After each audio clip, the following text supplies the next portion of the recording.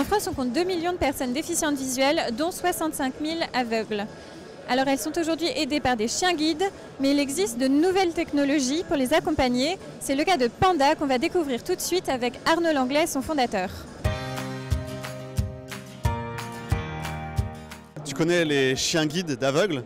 Nous, on crée le Panda Guide d'aveugles, qui est donc un compagnon virtuel dédié à l'autonomie des personnes déficientes visuelles. Donc on va utiliser une petite caméra qui se trouve dans un casque, un peu comme celui-ci, où on va en fait permettre de filmer l'environnement et grâce à l'intelligence artificielle et collective, on explique à la personne ce qu'elle ne voit plus.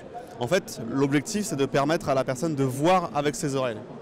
D'accord, donc par exemple, je perds mes clés, je ne trouve pas le passage piéton, on va pouvoir m'aider à me déplacer, à me repérer dans l'environnement. Exactement. Dans le cadre des clés, par exemple, si tu les fais tomber par terre, tu peux demander à Panda, Panda, est-ce que tu vois mes clés? La caméra s'allume, il filme et il va te dire oui, tes clés se trouvent à 3 pas, à 14 heures à peu près.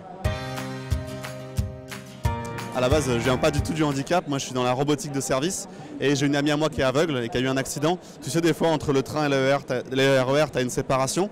Si tu mets mal ton pied, tu peux tomber. Il s'avère qu'elle est tombée dans ce trou il y a 1 an et du coup en discutant, on s'est demandé comment c'est possible que ça puisse arriver à notre époque encore ce genre d'accident.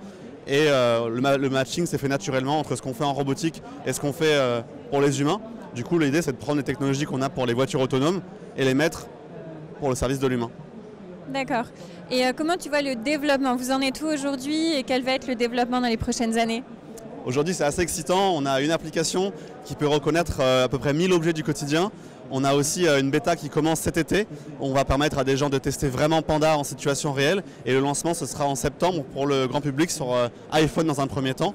Donc l'idée, c'est de lancer d'abord sur une application mobile et ensuite d'aller sur la partie hardware avec le casque. Et en 2018, on aura donc le lancement du casque pour tout le monde.